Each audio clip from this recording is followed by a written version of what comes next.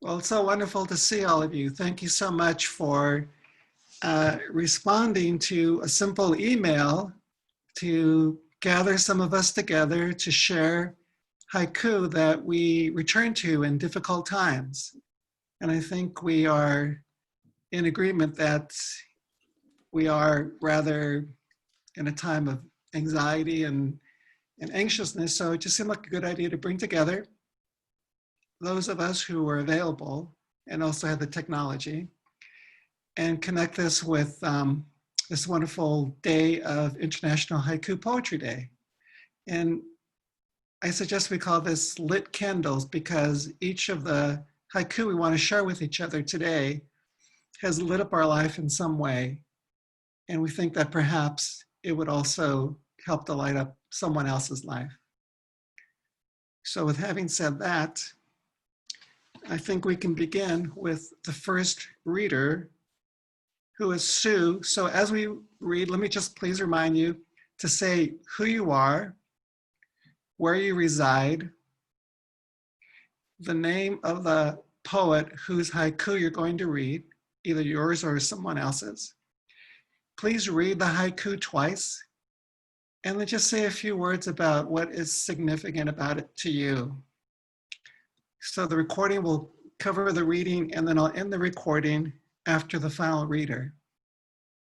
And having said that, I think we can begin. Sue?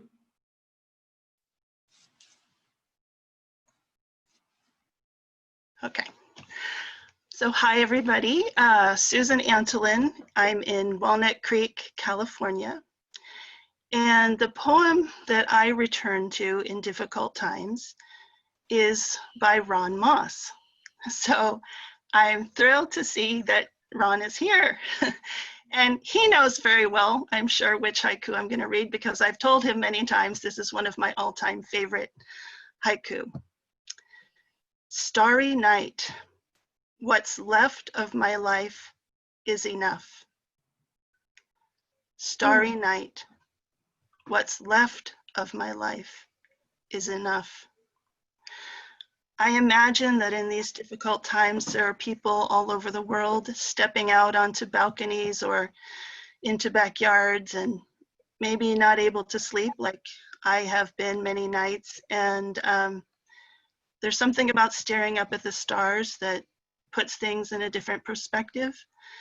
And in this poem, what really makes it such a magnificent poem for me is that second line. He could have said something like, my life so far is enough, but he said, what's left is enough. And that's such an uncertain thing. Is it weeks? Is it months? Is it many years? It's such an uncertain length of time, but it's enough. And so I feel like this is really a poem I could never have written because I don't have that peace and acceptance that Ron has, but I so admire it. And especially now in difficult times, I think that's just an incredible poem. Thank you. Faye?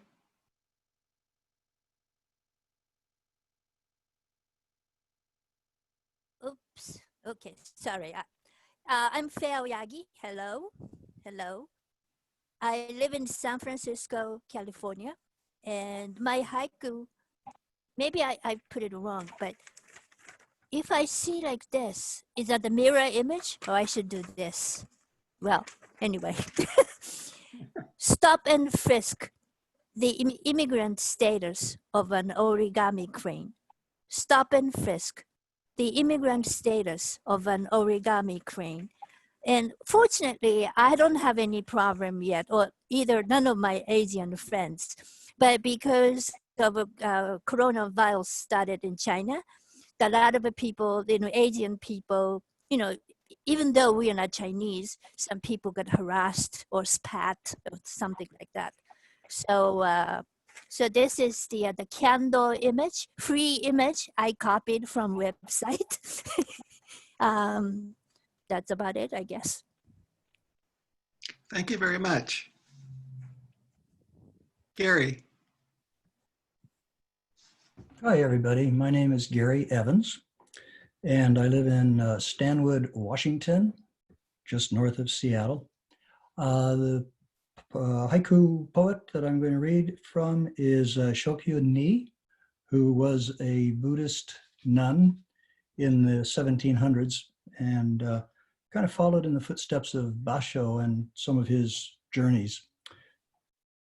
Violets here and there in the ruins of my burnt house. Violets here and there in the ruins of my burnt house. So the background is a little bit she had just returned from one of her journeys, from one of her pilgrimages, to discover that her house had burned down. And what an attitude. She notices the violets in the ruins. And in hard times, I think I go back to that often. Not that I have that many hard times, but it kind of puts things in perspective that life does go on, and things could look on the bright side, I guess. And that was from me. Thank you. Thank you very much. Stan.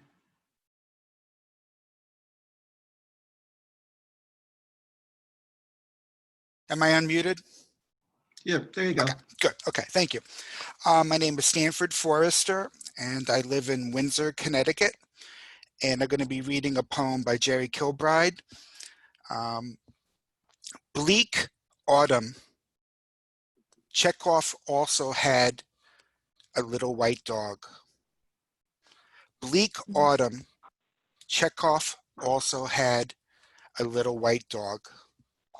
And what I just wrote about these poems was the poem addresses the human condition in both a series of both a serious and playful way.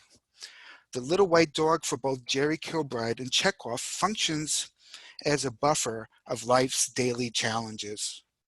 I can't express the elation I receive every time I enter the poem. I can never leave without a smile on my face. Thank you. Thank you, Stan. Mm-hmm. Wonderful. Abigail. Hi, I'm Abigail Friedman. I live in Washington, D.C., and I chose a poem by Masaoka Shiki. He wrote this in 1895.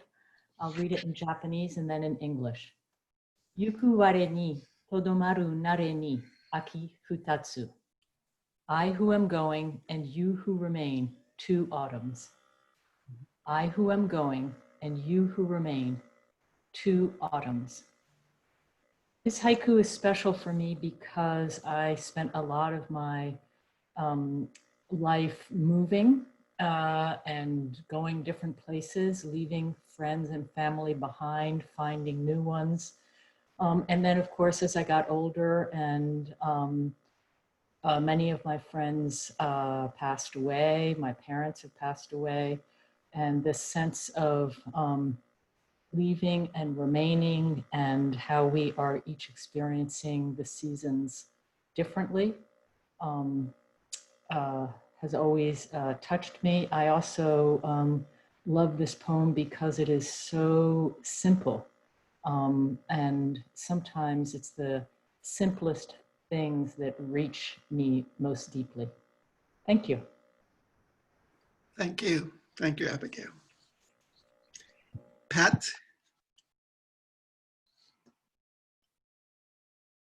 Hope we have to unmute you.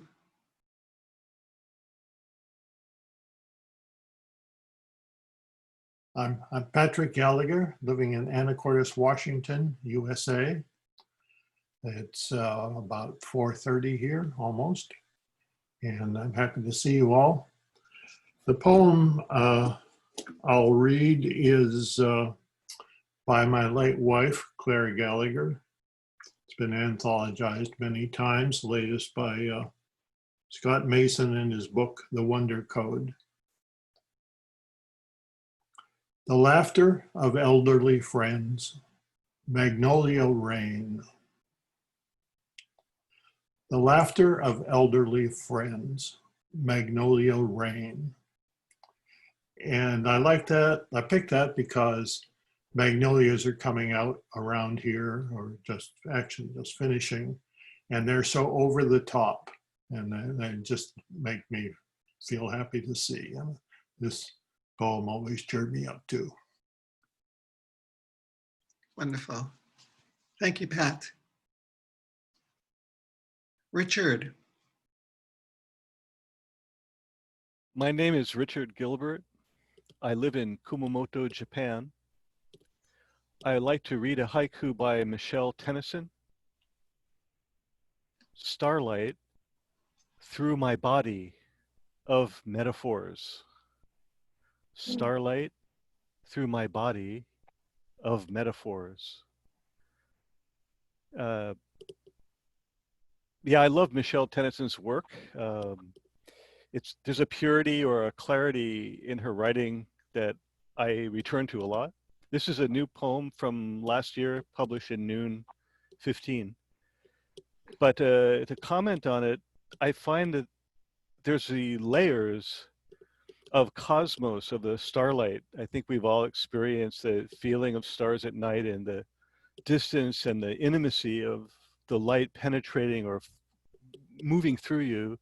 So there's a kind of transparency of layers of the body and time and space. And of course, reaching to the metaphoric feeling of all of that is such a deep poetic insight. So you know, she says so much to me and so little, and it brings me into a very deep poetic, imaginal feeling.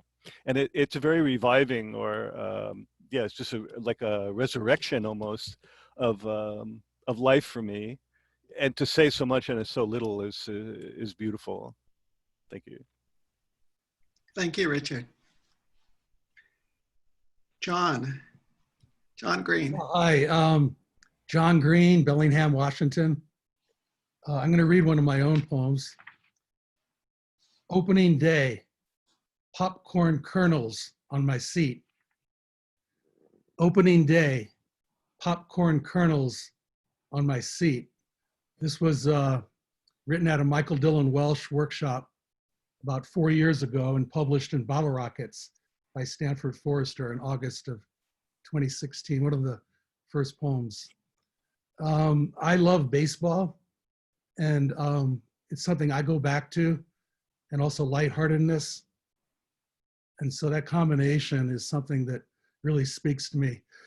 Baseball was one of the first sports that it was the first sport that I played and was ever any good at, was baseball. And I still have high school friends. We have a baseball pool every year. We've been doing it for over 4 decades. So that's the poem I chose. Thanks, Victor, for doing this. Thank you, John. Thank you for sharing. Lynn. Hi, I saw a proliferation of stuffed animals, so I brought Bill the cat from Bloom County to keep me company. So I'm sure some of you know Bill. I had a real struggle with this because I had 3 that I've been vacillating over for about a week, but I ended up with Richard Gilbert's from Ink Zero. I think that was about 2015, Richard. Solitude, around the frequency of stars. Solitude, around the frequency of stars. A couple of the reasons I really love this is because solitude can mean almost anything. It has very little relationship to loneliness often, and I would never think of it in that way. Solitude to me is peaceful, it's inner and external. Reflection is a chance to be creative. It opens whatever door I happen to need open when I am struggling a little bit. So I love that initial word on the first line, solitude. Around the frequency of stars really speaks to me, not just because of the stars, but because of the frequency. Frequency in the sense of waves of sound and oscillations and all those things that physicists talk to us about, the hum of the universe. So I don't know if hum of the universe is a technical term, but it really speaks to me in that sense of something very deep inside that I require for whatever the situation is, and something way out among the stars that vibrates very nicely in my soul. So that's one I go to all the time. Richard, I thank you.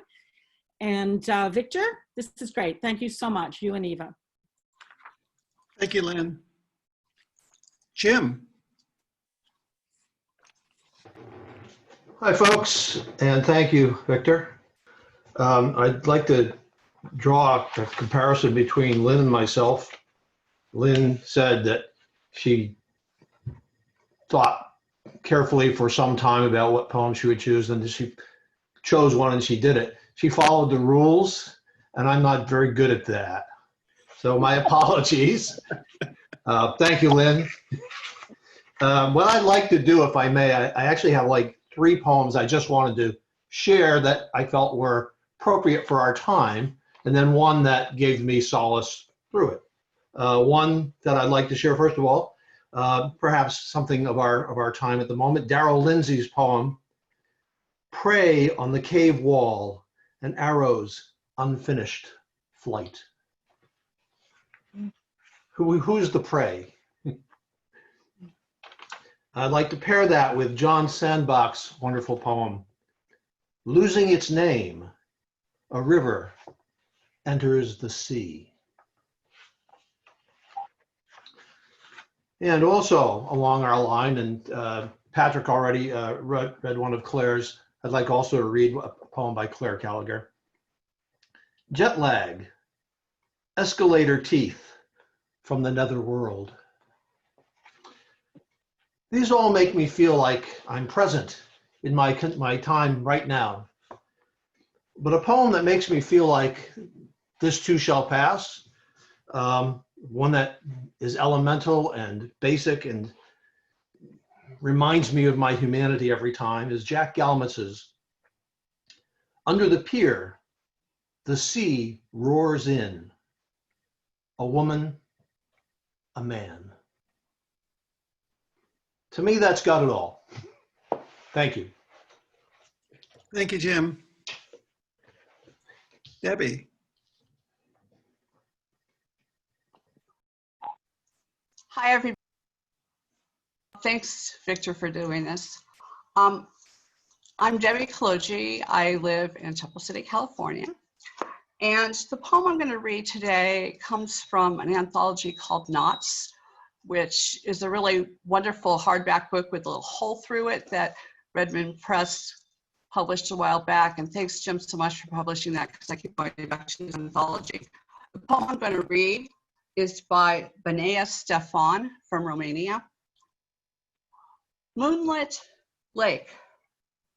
The muzzle of a deer touches the water. Moonlit lake. The muzzle of a deer touches the water. And the reason I love this poem is there's some magic in it and there's some timelessness in it. I mean, this could be in Romania in the 1600s, today in Yosemite. And yet there's something about the moon on the lake and the deer touching the water and the ripples coming out from the deer touching the water. And there's just something really magical about that. It feels like a fairy tale. And I feel in this time, you know, that we can remember that even here, I'm sitting here in my house, haven't went out in a month, and yet maybe somewhere there's a moonlit lake and a deer touching their muzzle to the water. So I find that very beautiful. Thank you. Thank you. Thank you, Debbie. Yvette. Hi. I'm going to share one of my favorite haiku poems that I've ever read. It's by Kisan Jin. I'm sorry if I'm mispronouncing the name. It's one umbrella, the person more in love gets wet. And I'll repeat it again. One umbrella, the person more in love gets wet. I've always loved this poem so much. Well, it's also the poem that has brought me into haiku. to be honest. And I've always loved this comparison with the giving of love and how there's this sadness that it can bring, right? This idea of, you know, it's a little unequal sometimes, but it's, you know, love, which is you think of as something beautiful and, you know, sweet, but there's this kind of side to it that I always thought was very interesting. And I think in general, it can be very timely right now because of the sacrifices we have to make for the general, for everyone in general, because of the current time frame we're living in. Okay, that's pretty much it. Terrific. Thank you, Yvette. Thank you.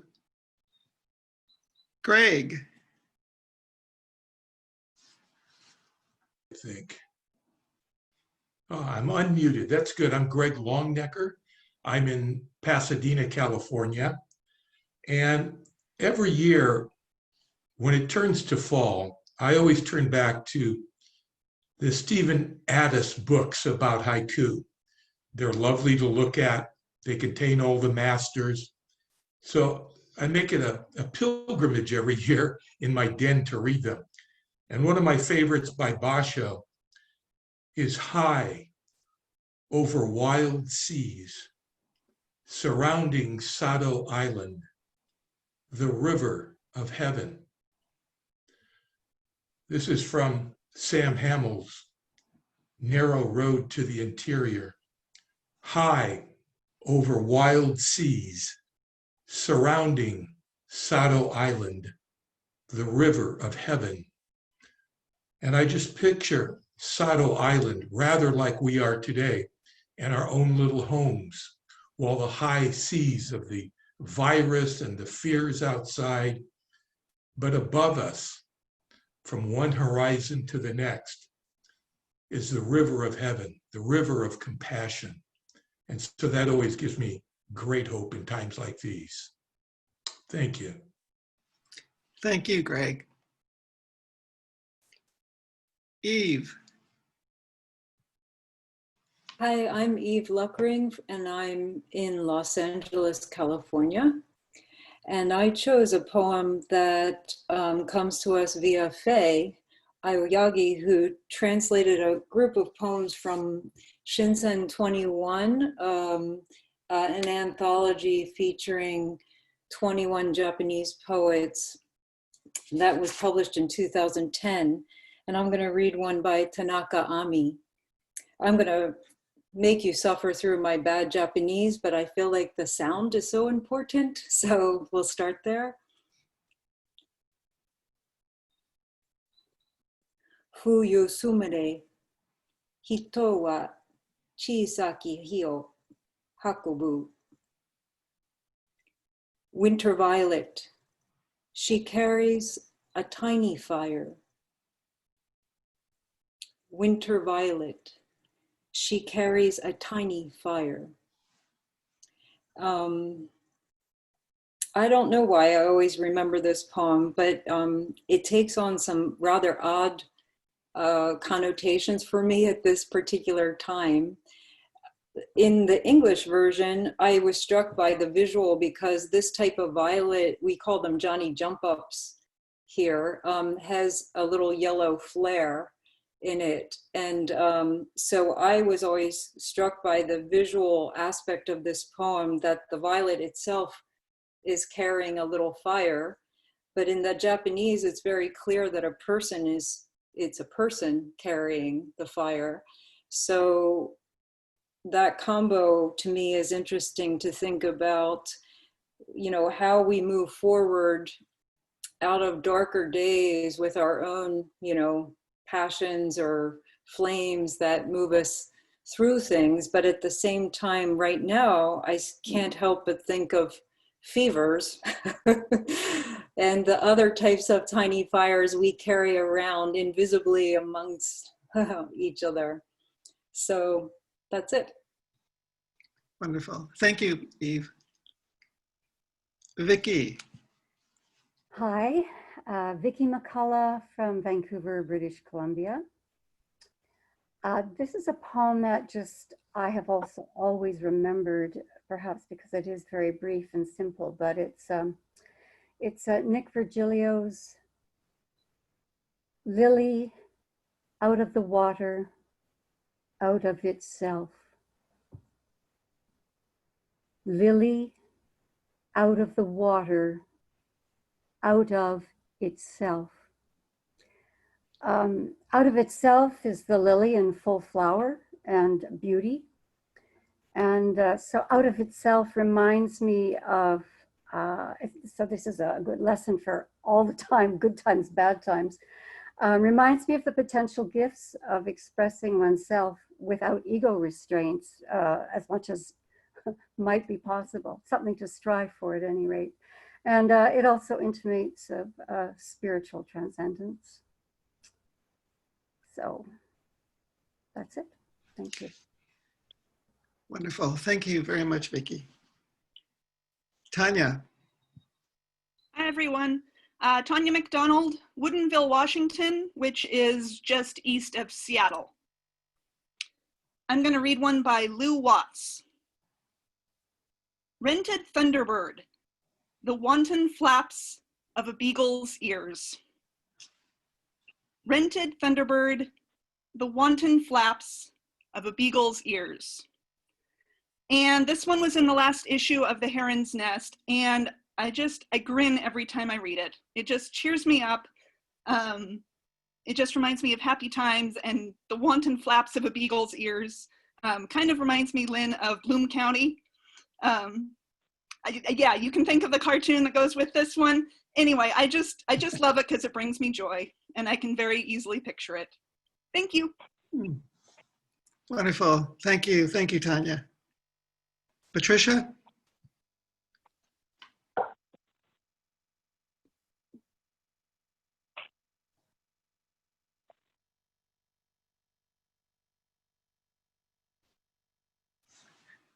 Patricia? There.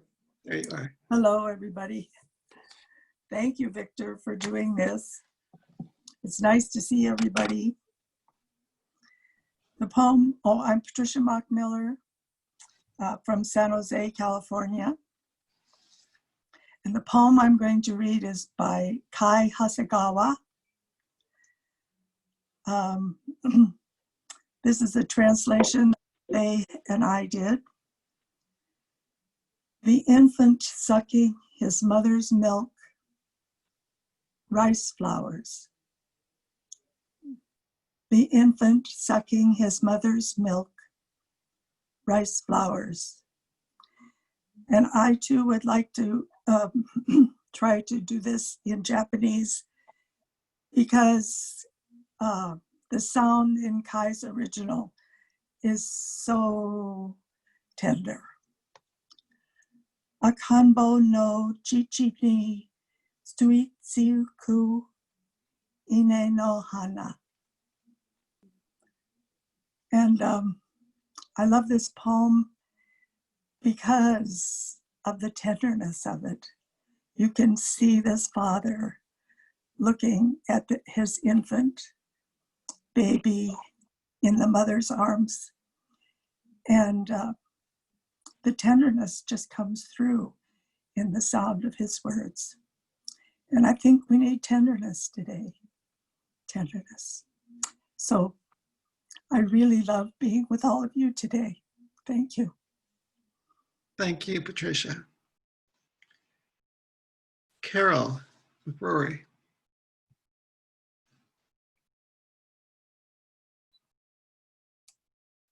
Can you hear me? Yes. Yeah. My name's Carol McCurry. I'm from Point Roberts, Washington. It's gorgeous here today, beautiful day, and it's great to see you all. The poem I chose is by Mitsu Suzuki.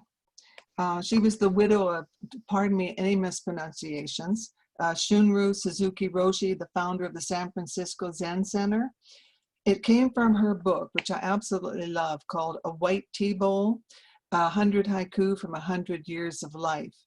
And I read this poem quite a while ago and it just never left me because it reminds me, gives me the same feeling of another poem that I call and have called my go-to poem for years, which is by the Saudi Persian poet, you may remember, By Hyacinths to Feed the Soul. So Mitsu's poem brings that same feeling back to me, and I will read it. No limit to kindness, winter violets.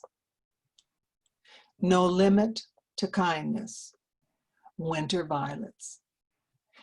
And what this poem speaks to me is how important it is that we find these moments of joy. I like her seasonal reference because winter can be an analogy for the winter of our lives, the bad things we go through, and yet there will always be these small moments of joy, and we have to recognize them, pay honor to them, and express ourselves and be happy, because my other favorite poem by Blake is He Who Kisses the Joy as It Flies. These are not things that happen all the time, but they can pass us by and we don't see them. And I love the fact that I can just imagine her having sort of a winter day and coming upon the violets and just feeling, oh, that's good. And I think these little moments are what we need to get through these darker times. Thanks. Thank you, Carol. Thank you very much. Ron. Hello, everyone. I'm in Tasmania, Australia. Thanks, Victor and Eva, for putting this on. And it's lovely to see all the faces that usually I never get to see from way down here. But anyway, my poem's also by Mitsu Suzuki. For a minute there, I thought I'd have to find another one, but from Temple Dusk. Oh, yes, yeah. Yes, I mean, this is a poem that I read very often when I'm giving a presentation of haiku or a workshop, because to me it just encapsulates everything I love about haiku. And it goes like this. Haiku mind soaking through red grass. Haiku mind soaking through red grass. And if I could also just read quickly a paragraph Mitsu Suzuki wrote that I also read out because I just think it's wonderful. And it goes like this. Haiku helps us see things clearly and appreciate the wonders and beauties of nature. Gratitude for air, sun, and water comes from being aware of how deeply we are enriched by all of nature. Seeing things in such an honest way, we have to write directly and straightforwardly. Haiku helps us penetrate deeply into ourselves and cleanse ourselves. So I don't think I could add to that. That's just sums everything up for me. But just wanted to thank you all again for being here today. And it's wonderful with so much going on in the world that we can do this. And our haiku journey is such a strength to us. Thank you. Thank you. Thank you, Ron. KJ.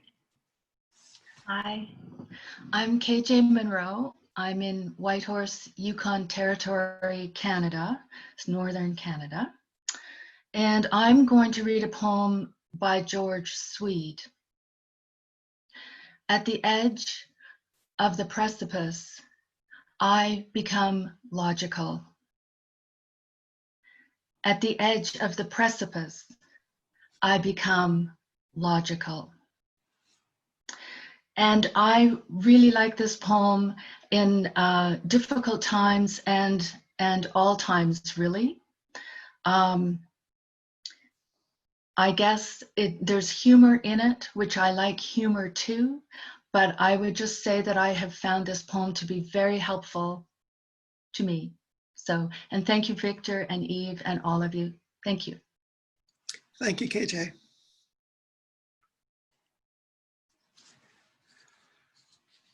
So my name is Victor Ortiz and I live in Bellingham, Washington. And I'm enjoying the sunlight very much this time of the year. My poem is from Raymond Rosalip.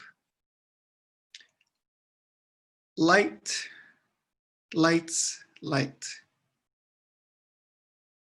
light, lights, light. And for me, this particular poem is so filled with ambiguity, multiple meanings, outer light, sunlight, inner light. It just reminds me that not only is there the proverbial light at the end of the tunnel, but there's also light on this passage that we're all engaged in, whether we call it the haiku path, or lately I've been calling it the forest path, since I live here now in the Pacific Northwest. And having come from Southern California, where I was bathed in sunlight just about every day, I need it. I have to have it. And so here I can appreciate when the sunlight does come out, we have those sun breaks. It just, as Patrick said about the magnolias, light just gives me such joy and pleasure. I can't explain it. And so this particular poem for me expresses so many moods and allows me to go to so many places that I just, it's just a part of me. So I think it's just a wonderful poem. Thank you, and thank you all for coming. It's such a blessing to us all. CJ. Hi, thank you, Victor. I'm CJ Prince, also in Bellingham, Washington. I'm so glad Victor left California and came here. This is what brings me solace. All shall be well, and all shall be well, and all manner of things shall be well. I'll say it again. All shall be well, and all shall be well, and all manner of things shall be well. Julian of Norwich wrote that in the mid-1300s, and for decades it has brought me comfort in difficult times. Thank you. Thank you, CJ. Michelle.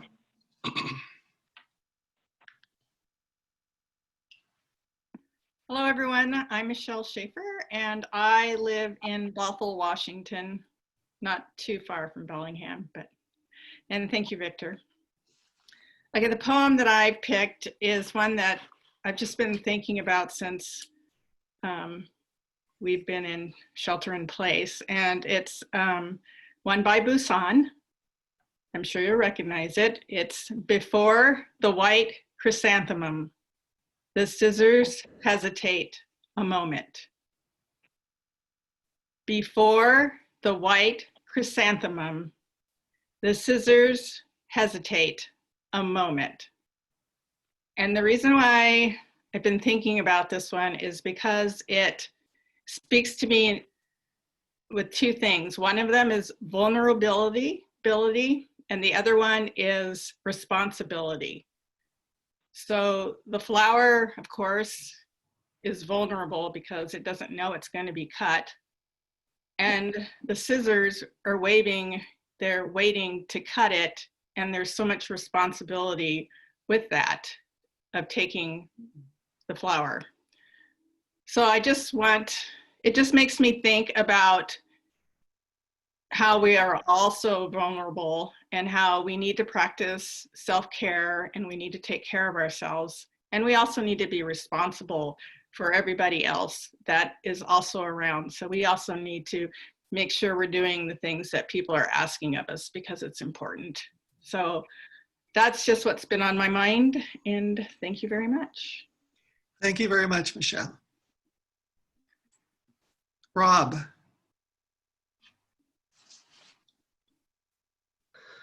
Okay, good morning again from Melbourne, Australia. My name is Rob Scott, and happy International Haiku Day. Although for Ron and I, that was yesterday. I've chosen a poem by Santoka Taneda. I've made it this far. I drink the pure water and go. I've made it this far. I drink the pure water and go. Now, Santoka has been with me on my haiku journey from the very beginning, and I hope he stays with me until the end. And I turn to him in times like this because I know that there will be incredible beauty in the desolation that he often finds himself in. I'm speaking in present tense as if he's still alive. I think that shows you how important he is to me. And in truth, I could have chosen any number of his poems because he just has a way of piercing through to the very heart of the matters that are happening. So happy to share that with you, and it's fantastic to see you all. Thank you, Victor and Eve. Thank you, Rob. Thank you very much. Carla. Hi, I'm really delighted to be here and quite honored, Victor, so thanks for including me. I'm Carla Shafer, and I'm from Bellingham, Washington. This poem is Isa, and it's a translation by Robert Hass. There are other translations, but I decided on this one. The world of dew is the world of dew, and yet, the world of dew is the world of dew, and yet. And I think this is such a wonderful collection of ideas and words. The world's present moment, everywhere in our world, there is at some point dew, I believe. And so it's a statement of the present moment to be aware of it and to stay with it. And yet it's also an awareness of the need to stay open to the possibilities and to be patient while we wait.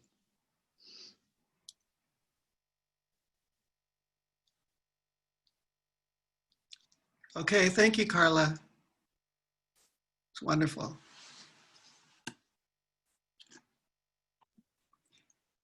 Carol Slesnik.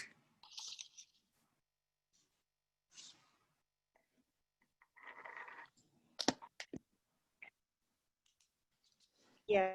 Are you there, Carol? We received, I don't know if you can see me or not. That, yeah, I just signed, I tried to get on Zoom and I didn't think I was going to, but I did at the last minute. Good. We have a friend who's, we have a friend from Alaska who grew narcissus in her garage because, as you probably know, it's very cold in Alaska, and she grew some narcissus in her garage. So this poem is, listen, narcissus, the wailing wind will go on. Listen, narcissus, the whistling wind will go on. And I think it was very comforting to me the first time I saw the daffodils blooming in Bellingham. I live in Bellingham. It was very comforting because they don't know what we're going through and they will go on. Thanks, Victor. Thank you. Thank you, Carol, for sharing that with us. John Stevenson. Hello. Hi, John. I'm John Stevenson in Nassau, New York. My poem is from Marlene Mountain. Pig and I, spring rain. Pig and I, spring rain. This seems to me to be a completely finished, self-sufficient small poem. Those who live on farms or have lived on farms live in a state of intimacy with the seasons and with the weather, constant contact. But this intimacy is not romantic. It is pragmatic. I'm hopeful, but only within the realm of what I perceive to be reality. Survival is a relative term. Safety is a relative term. I'm only alive here and now. I'm only safe here and now. To expect more is to deny reality. Failing to notice what is here and now is to waste the opportunity of living. Pig and I, spring rain. Thank you. Thank you, John. Angela.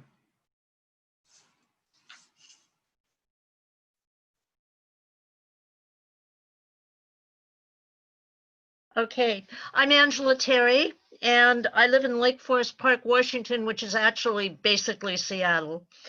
And my haiku that I've chosen is one by Shiki that has always been very special to me. And I think, well, tranquility, walking alone, happy alone.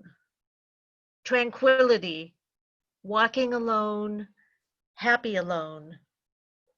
And for me, this haiku points out the need to be comfortable with yourself, because so much of the time it is just you.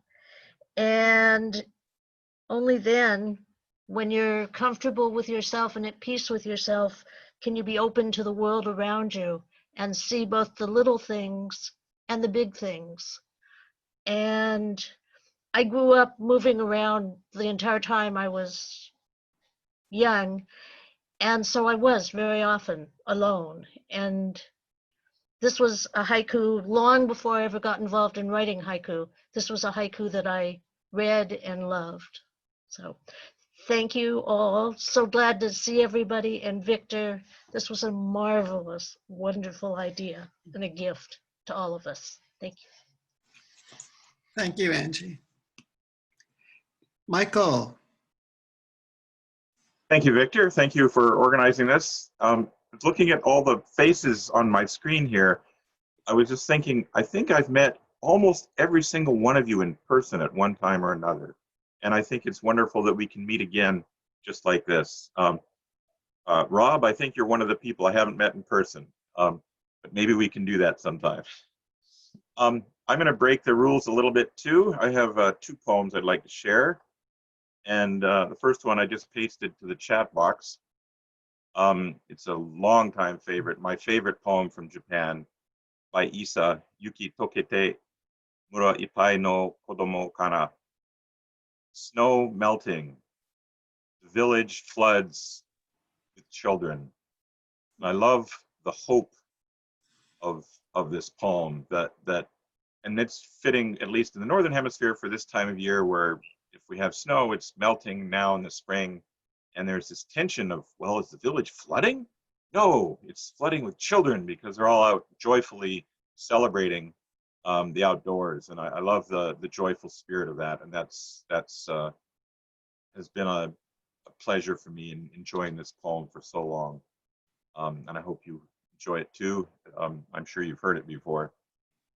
And a second poem I want to share. And I had to step away at the very beginning, the first 10 minutes or so of our meeting today. So forgive me if this is repeated, but it's I think very fitting for the title of what we're doing, Lit Candles. And this is a poem by Busan, and you paste it to the window. Are you seeing it? No. There Yes. it is. Yes. Shoku no hi no, pardon me. Shoku no hi wo shoku ni Utsusu wa ya haru no yu. Lighting one candle with another. Spring twilight. Lighting one candle with another. Spring twilight. And for most of us, it's spring, and it's not twilight yet, but it's late afternoon where I live. And I like to think what we're doing is lighting one candle with another, with each other. And thank you all for all the poems you've shared. Some wonderful reminders of great poems, and it's nice to celebrate that shared passion with each other. So here we all are, lighting one candle with another, spring twilight. Thank you. Great. Thank you, Michael. Thank you. Bruce. Bruce, are you there? I am here. Welcome. Glad you could make it. Thank you, Victor, for doing this. It's really lovely. It's great to see everybody. You know, the poem that came to mind, and I'm not sure it's, I was trying to look it up, whether it's a poem or just the name of a book. It's from Francine Porad, who was one of the editors who accepted my work early. It was very encouraging and a very kind person. I saw her as a very kind person. I see John with thumbs up. And the poem as a center really is, from memory, joy is my middle name. And I just was struck with something simple and hopeful and joyful in this time that's been so perilous for everyone in the world. So that was the poem. So it's joy is my middle name. Oh, cool. And Bruce, would you please tell us where you're from? I'm in Berkeley, California, and we've had a beautiful spring, which has been one of the saving graces to being locked down very early. It's been very beautiful, and the birds are out, and it's really lovely. I feel like I'm in the 50s. People are riding in their bikes with their kids, and there are more dads who usually work pushing strollers, and people are on the streets, and people are sitting on their porches talking or waving at people. So there's a certain charm and beauty happening right now. Wonderful. Well, thank you very much. My pleasure. Yes, and I see Faye clapping. Thank you, everybody, for coming, for sharing your favorite haiku. It's just been an amazing experience, and it's been recorded. So Jim says, hopefully we can get it up on the Haiku Foundation so that the rest of our community can share in these wonderful poems and what they mean to you. So sincerely, thank you. Thank you very much. Thank you. Thank you, Victor.